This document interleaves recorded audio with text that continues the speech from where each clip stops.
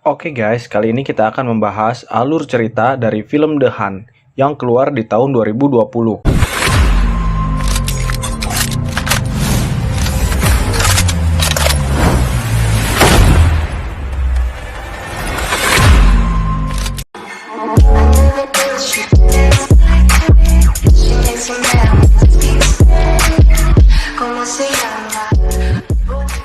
Lanjut. Cerita ini bergenre thriller yang sadis. Semuanya berawal dari penculikan yang terlihat random, tapi semuanya akan jelas ketika mencapai akhir cerita. So, katakanlah penculikan ini random atau secara acak. Kurang lebih ada 12 orang. Mereka dibius ketika sedang melakukan aktivitas mereka masing-masing.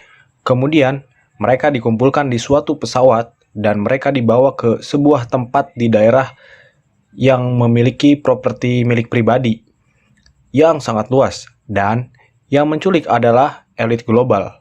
Begitulah 12 orang itu menamainya.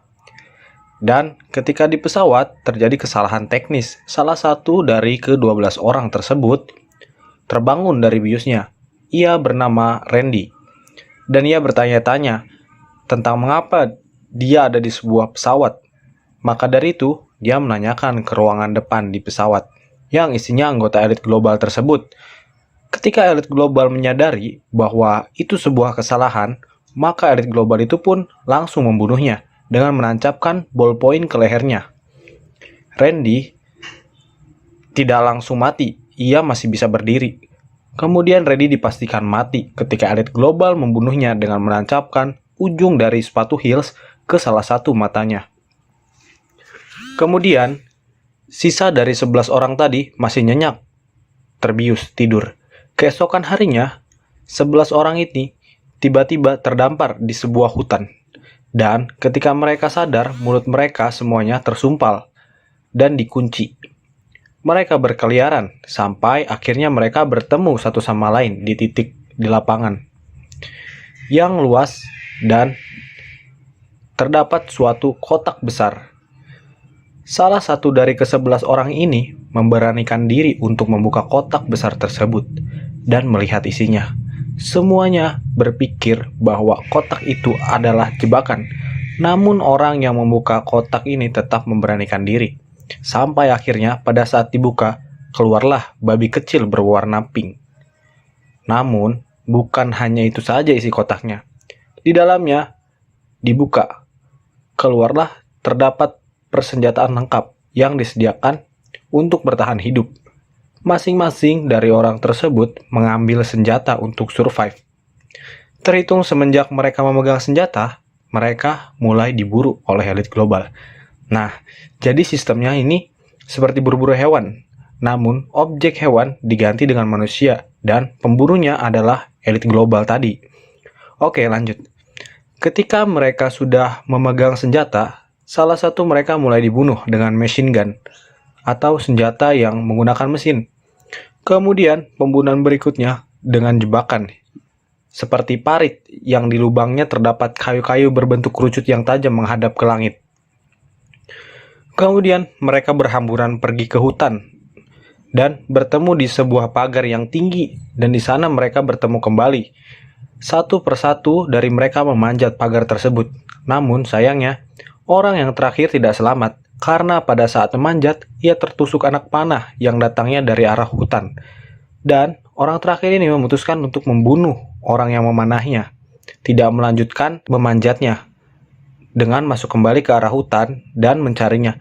Tapi sayangnya, dia sudah terlalu lemah untuk berkelahi. Akhirnya pun orang itu mati dengan 3 buah anak panah yang menusuk di badannya. Orang yang berhasil memanjat akhirnya mencari tempat persembunyian untuk meminta bantuan ke pihak yang berwajib. Selama mereka melarikan diri, mereka mendapati ada sebuah pom bensin dengan toko di sampingnya. Mereka pun menghampiri toko itu dan terdapat 2 penjaga toko, sepasang suami istri yang sudah lanjut usia. Mereka meminjam handphone penjaga toko tersebut dan melaporkan kejadiannya. Selama melaporkan kejadiannya, yang lainnya memakan makanan di toko itu dan meminum soft drink dari toko itu. Namun, apa yang terjadi? Mereka mati setelah mengkonsumsi makanan dan minuman dari toko tersebut. Ternyata dua orang lansia itu adalah elit global. Elit global tersebut memastikan kematian orang-orang tadi dengan menyemprotkan gas beracun di seluruh toko. Lansia itu buru-buru membereskan mayatnya, 3 orang tadi, dengan menyimpannya di ruangan belakang toko. Kemudian datang pelanggan baru, salah satu wanita yang diburu masuk lagi ke toko tersebut. Dengan muka yang cemas dan khawatir, wanita itu pun hanya ingin membeli 1 bungkus rokok dan bertanya tentang di manakah ia berada. Sepasang lansia itu menjawab bahwa ia sekarang berada di Arkansas. Wanita ini sangat pintar, tanpa disadari oleh kedua lansia.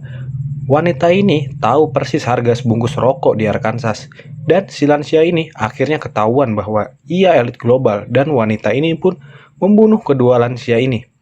Wanita ini pun bertemu seorang laki-laki dan mereka pun sama-sama mencari jalan keluar dari tempat tersebut.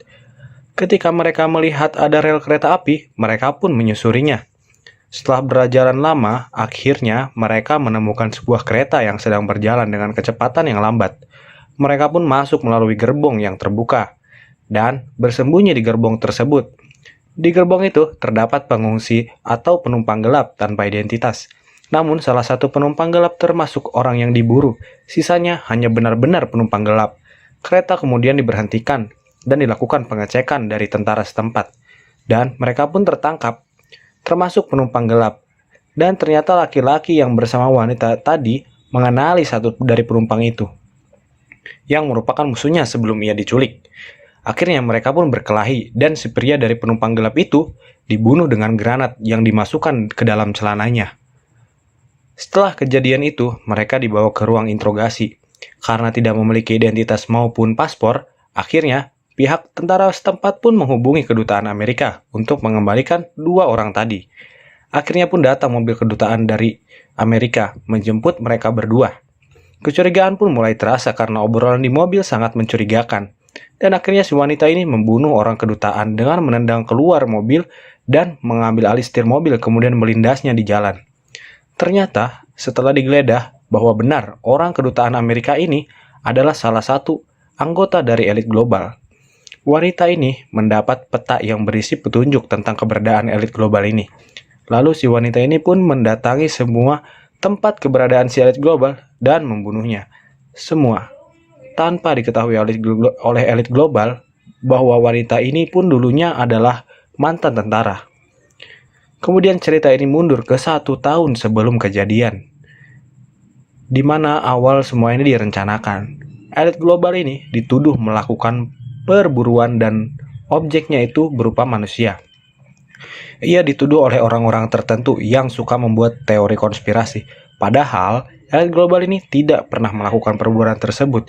Sampai akhirnya elit global ini pun kesal dan ingin membuat teori konspirasi ini benar-benar nyata.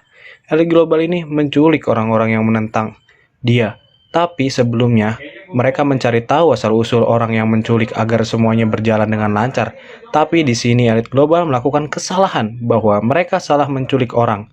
Wanita yang membunuh elit global bernama Crystal. Tapi Crystal yang dimaksud bukanlah Crystal yang itu, karena yang itu adalah mantan tentara.